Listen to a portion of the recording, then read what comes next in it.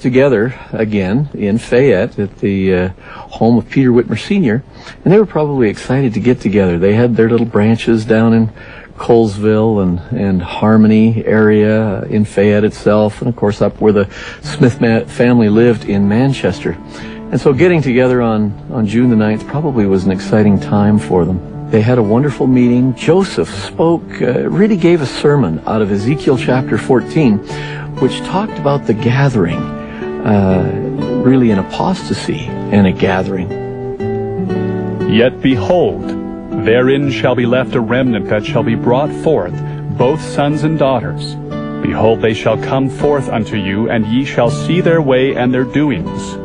And they shall comfort you, when ye see their ways and their doings.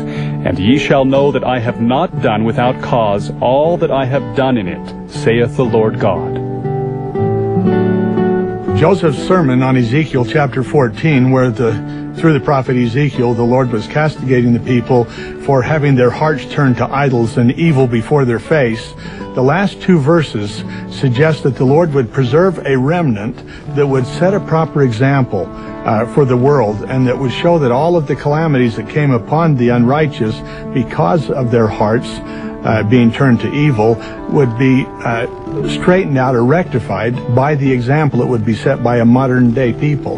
And Joseph, being the visionary that he was, it must have been remarkable for those people to believe that such a small handful of people could influence the entire world. And yet we're living today to see where our example is influencing the entire world. The next conference of the church in 1830 is held on September the 26th. Joseph and Emma are still living down in Harmony, which is, 60, 70 miles south. So it's really quite a trip for them to come up to Fayette to these conferences at the home of Peter Whitmer Sr. They come up, and of course Joseph discovers there's been a problem. Hyrum Page, who's one of the 8 witnesses of the Book of Mormon, has a seer stone. And he says that he's receiving revelations via this seer stone, claims to have received some indication of where the city of Zion should be built and things like that. As a result, Joseph, while he's in the Fayette area, receives the last 14 verses of section 27 and then also sections 28 and 29, really where the Lord delineates the nature of priesthood keys and who should be receiving revelation for the church and the kingdom. As he begins the conference, of course, they do some ordaining of brethren. Some additional elders are ordained. And Joseph also teaches them out of Isaiah chapter 5, where again, he seems to have read this before, and he's talking to them about the importance of this restoration and order of the kingdom. When Joseph Smith taught from Isaiah chapter 5 about the decadent nature of the people in the latter days, where they were drunken and where they were grossly distorting the truth, where they were calling evil good and good evil, where they were so self-centered and self-righteous, he said that the Lord in the last days would raise up an ensign to the nations where people would flock to it. And we indeed have become that ensign to the nation in not only things of welfare, but our emphasis on the family. These conferences set the pattern that we still follow today in the church. The early saints met, they conducted necessary business. Of course, they enjoyed singing hymns together and praying, and I guess the main benefit of the conference was that the saints encouraged each other. Now, at the time that Joseph Smith was first conducting these conferences, there was no distinction between local conferences and general conferences such as we have today. But the conferences that we know, state conferences, ward conferences, the general conference, all of them follow these same basic patterns. The original conferences were held every 6 months, it appears, and that is the pattern we still follow for our general conferences. Of course, this is also the conference at which Oliver Cowdery and Peter Whitmer Jr. are called on a mission to the Lamanites. This is the time when Parley P. Pratt is going to come on the scene a little bit later. He'll be called by revelation, and Ziba Peterson will as well. It's very significant that that first group mission was not to a neighboring town, nor to a group of New Englanders, but to the Native Americans, a people who at that time were not highly regarded, who were being pushed ever westward in the face of the supposed manifest destiny of American whites. Only months before these missionaries received the call of the Lord to go to teach the Native Americans in the Indian territories, the U.S. Congress had passed an Indian Removal Act in which most of the Native Americans of the area were going to would be moved into the Kansas Territory. And therefore, that's where a main body of the Native Americans would be located for the missionaries to go teach. I think what's interesting is, though, that the ancient Book of Mormon prophets themselves prophesied that the book would be taken to their descendants. But probably even more significant is the fact that the title page of the Book of Mormon clearly states, in fact, the first group the Book of Mormon is to be taken to are the Lamanites and their remnant.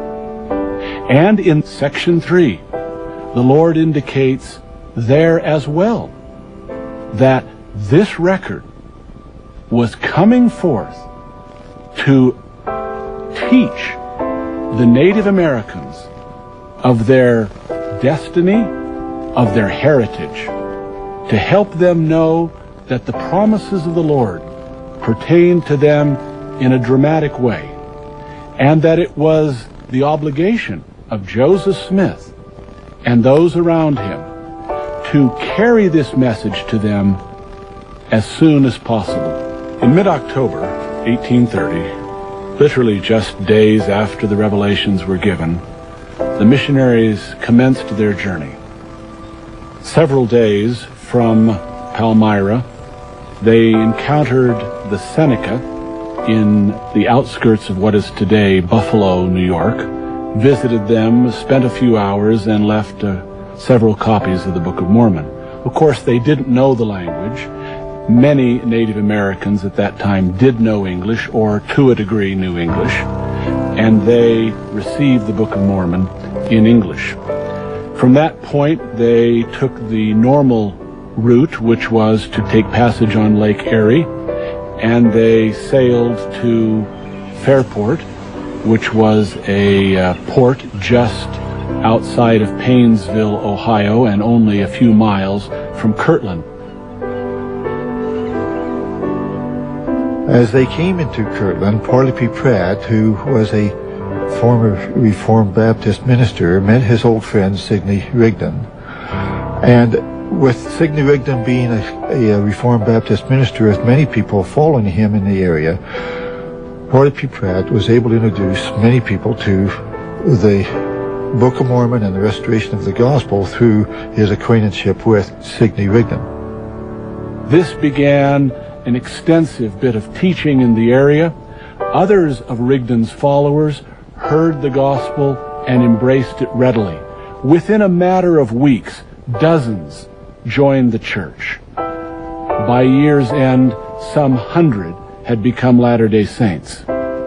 This was all in the brief stopover en route to Missouri, one of the unexpected and yet divinely anticipated steps in the unfolding of the restoration.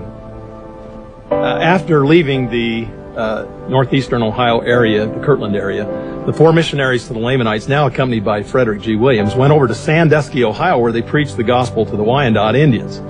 They were not too successful, but they then went down to Cincinnati, picked up a steamer there, and went on the Ohio River down to the mouth, there at what is today Cairo, Illinois. They found the Mississippi River clogged. It was a terribly cold winter, and ice flows. There was an impossible task to try to go upstream by steamer.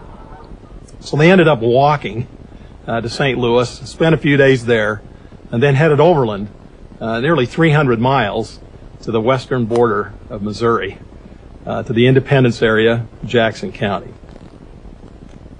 The four missionaries almost immediately crossed the border into Indian Territory, what is now eastern Kansas. They taught for several days, and the interpreter later became partial to Mormonism, indicated to Oliver and the brethren that the message was being very positively received, and that the prospect of